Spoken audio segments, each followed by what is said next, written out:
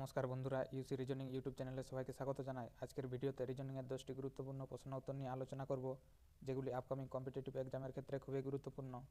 সুতরাং ভিডিওটি সবাই শেষ পর্যন্ত দেখবে। আজকের প্রথম প্রশ্ন এখানে দেওয়া আছে, নিচের কোন সংখ্যাটি অন্যদের থেকে আলাদা? দেওয়া আছে 9, 11, 21 এবং 51। তাহলে দেখতে পাচ্ছি যে এই 9, 21 এবং 11, 51 এরা তিনটি হচ্ছে একটা যৌগিক সংখ্যা, কিন্তু এই 11 হচ্ছে একটি মৌলিক সংখ্যা, কারণ এটি 11 এবং 1 ছাড়া বাকি অন্য কোনো সংখ্যা দ্বারা ভাগ যায় না। সুতরাং সঠিক উত্তরটি হবে অপশন বি, 11।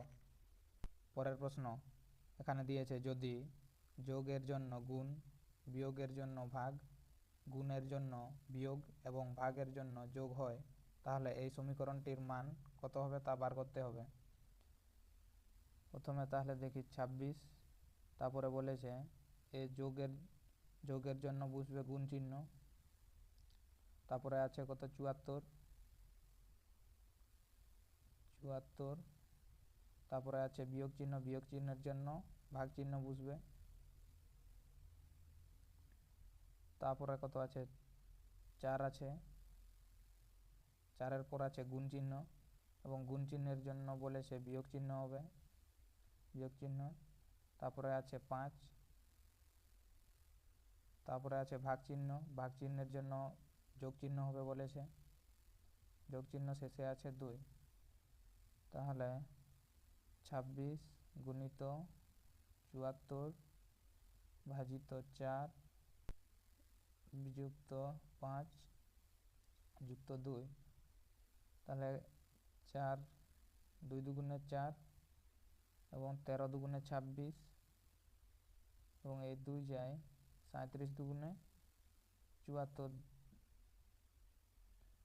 তাহলে পেলাম 13 গুণিত 37 বিযুক্ত 5 যুক্ত 2। তাহলে এই 13 এবং 37কে যদি গুণ করি তাহলে কত পাবো? গুণ করলে পাবো 7 13 91 আর 3 13 39, তাহলে পাবো 1 9 দুগুণে 18 3 আর 1 4, তাহলে কত পেলাম? 481 এবং এই 481 আর এই দুটোকে থেকে পাবো -3, তাহলে 481 থেকে 3 বিয়োগ করলে কত পাবো? 478। তো সঠিক উত্তরটি হবে 478, এটি আছে অপশান সি এ। তো সঠিক উত্তর অপশান সি 478 হবে। পরের প্রশ্ন এখানে দেওয়া আছে, প্রশ্নবোধক স্থানে কি বসবে? আমাদের দেখতে হবে যে এই ডগ থেকে কিভাবে জেড এসেছে, কিভাবে দেখব যে কেট থেকে নিচের কোন বিকল্পটির একই সম্পর্ক আছে। তাহলে প্রথমে দেখব যে ডগ থেকে কিভাবে জেড এসেছে। তাহলে এই ডি আছে অ্যালফাবেটে 4 নম্বর স্থানে 4, এবং ও আছে অ্যালফাবেটের 15 নম্বর স্থানে 15 লিখব। তারপরে জি আছে অ্যালফাবেটে 7 নম্বর স্থানে, তাহলে 7 দিলাম, এবং এই 4 15 এবং 7 এদের যোগ করলে পাবো 26, যেটি হচ্ছে 26। এখানে 26-এর জায়গায় জেড আছে, 26-এর জায়গায় জেড আছে। তাহলে একইভাবে যদি কেটের ক্ষেত্রে দেখি, তাহলে সি আছে অ্যালফাবেটে 3 নম্বর স্থানে, এ আছে 1 নম্বর স্থানে, এবং টি আছে 20 নম্বর স্থানে, এবং এই তিনটি সংখ্যাকে যদি যোগ করি তাহলে পাবো 24। তাহলে 24-এ কোন অ্যালফাবেটটি আছে? 24-এ আছে এক্স আছে, তো সঠিক উত্তরটি হবে এক্স, এটি অপশান এতে আছে। তো সঠিক উত্তর অপশান এ হবে। পরের প্রশ্ন এখানে দিয়েছে, প্রদত্ত সিরিজে প্রশ্নবোধক স্থানে কি বসবে? তাহলে প্রথমে দেখব যে 12 থেকে কিভাবে 60 এসেছে।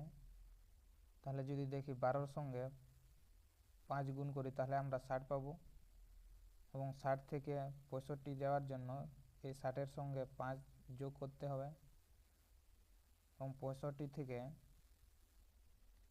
325 পাওয়ার জন্য কী করতে হবে, 65কে 5 দিয়ে গুণ করতে হবে। পরের সংখ্যাটি পাওয়ার জন্য এখানে দেখা যাচ্ছে যে প্রথমে গুণ হয়েছে, তারপরে যোগ, তারপরে গুণ হয়েছে। তাহলে পরের সংখ্যাটিকেও 5 দিয়ে যোগ করে দেখি। তাহলে 5 দিয়ে 325-এর সঙ্গে 5 যোগ করলে পাবো 330, এবং এই 330-এর সঙ্গে যদি 5 দিয়ে গুণ করি তাহলে যদি 1650 পাই, তাহলে বুঝবো যে এই লজিকটি এখানে কাজ করছে। তাহলে 330কে 5 দিয়ে গুণ করলে আমরা পাচ্ছি 3 5 15, 5 3 5 15 16, 1650 পাচ্ছি। তো আমাদের সঠিক উত্তরটি হবে 330। 330 আছে অপশান এতে, তো সঠিক উত্তর হবে অপশান এ 330। পরের প্রশ্ন এখানে দেওয়া আছে, নিচের বিকল্পগুলি থেকে সংশ্লিষ্ট শব্দটি নির্বাচন করুন। আমাদের বার করতে হবে যে এই ফ্রুটের সঙ্গে ব্যানানার যে সম্পর্ক আছে, একইভাবে ম্যামেলের সঙ্গে নিচের কোন বিকল্পের একই সম্পর্ক আছে। তাহলে দেখতে পাচ্ছি যে এই ব্যানানা হচ্ছে এই ফ্রুটেরই একটি নাম, ফলেরই একটি নাম হচ্ছে কলা। তাহলে আমাদের বার করতে হবে এই স্তন্যপায়ী প্রাণীর নিচের কোন বিকল্পের মধ্যে আছে। তাহলে দেখতে পাচ্ছি যে গরু একটি স্তন্যপায়ী প্রাণী, বাকি 3টি বিকল্পে কেউ স্তন্যপায়ী প্রাণীর মধ্যে পড়ছে না। তো সঠিক উত্তরটি হবে অপশান এ কাউ, সঠিক উত্তর হবে। পরের এখানে বলেছে যে রমেশ পশ্চিমে 2 কিমি হেঁটে তার ডান দিকে ঘুরে 3 কিমি হেঁটেছে এবং পুনরায় ডান দিকে ঘুরেছে এবং 2 কিমি হেঁটেছে এবং অবশেষে তার ডান দিকে মোড় নিয়েছে, সে এখন কোন দিকে মুখ করে আছে। তাহলে প্রথমে দেখব, ধরি রমেশ এখান থেকে যাত্রা শুরু করেছে। তাহলে প্রথমে সে পশ্চিম দিকে 2 কিমি হেঁটেছে। পশ্চিম এখান থেকে যদি হাঁটা শুরু করে, পশ্চিম এইদিকে পড়ছে। তাহলে প্রথমে পশ্চিম দিকে 2 কিমি যায়, তারপর ডান দিকে ঘুরে। তাহলে কেউ যদি পশ্চিমে এই ধারে আসে, তার ডান দিক হয় উত্তর দিকে হবে।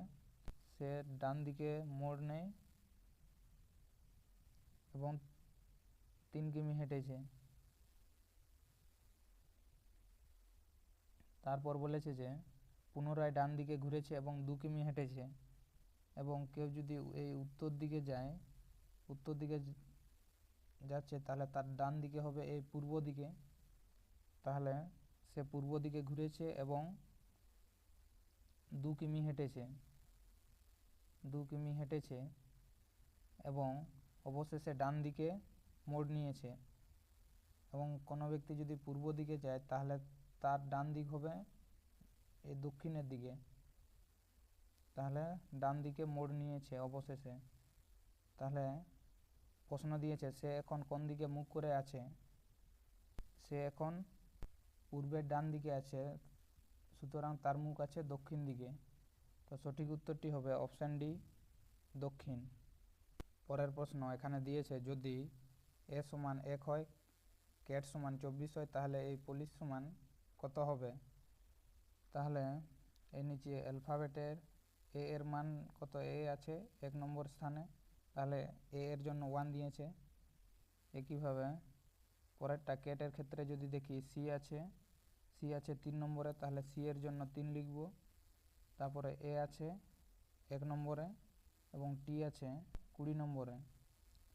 তাহলে এই সংখ্যা 3টিকে যদি যোগ করি পাবো তাহলে 24, যেটি ক্যাটের কোড দিয়েছে। তাহলে পুলিশের ক্ষেত্রে কীভাবে যদি দেখি, পি আছে 16 নম্বরে, ও আছে 15 নম্বরে, এল আছে 12 নম্বরে, আই আছে 9 নম্বরে, সি আছে 3 নম্বরে এবং ই আছে 5 নম্বরে। তাহলে এই সংখ্যাগুলিকে যদি যোগ করি তাহলে কত পাবো, 16 আর 15 31, 31 এ 12 43, 43 43 9 52, 52 3 55, 55 5 60। তো সঠিক উত্তরটি হবে 60, যেটি অপশান বিতে আছে। তো অপশান বি সঠিক উত্তর হবে। পরের প্রশ্ন এখানে বলেছে নিম্নলিখিত চিত্রে ত্রিভুজ শিক্ষকদের প্রতিনিধিত্ব করে এবং বৃত্তটি ছাত্রদের প্রতিনিধিত্ব করে, আয়তক্ষেত্রটি অভিনেতাদের প্রতিনিধিত্ব করে। কোন সংখ্যা শিক্ষকদের প্রতিনিধিত্ব করে যারা ছাত্র এবং অভিনেতা? এটি হচ্ছে বৃত্ত, বৃত্ত হচ্ছে ছাত্রদের নির্দেশ করছে এবং এই আয়তক্ষেত্র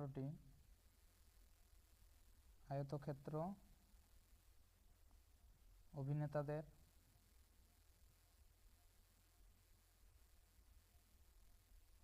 তারপরে বলেছে ত্রিভুজ, ত্রিভুজ হচ্ছে শিক্ষকদের প্রতিনিধিত্ব করছে। এই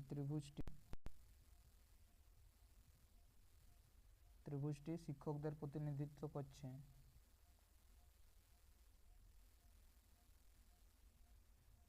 তাহলে বলেছে যে কোন সংখ্যা শিক্ষকদের প্রতিনিধিত্ব করে যারা ছাত্র ও অভিনেতা।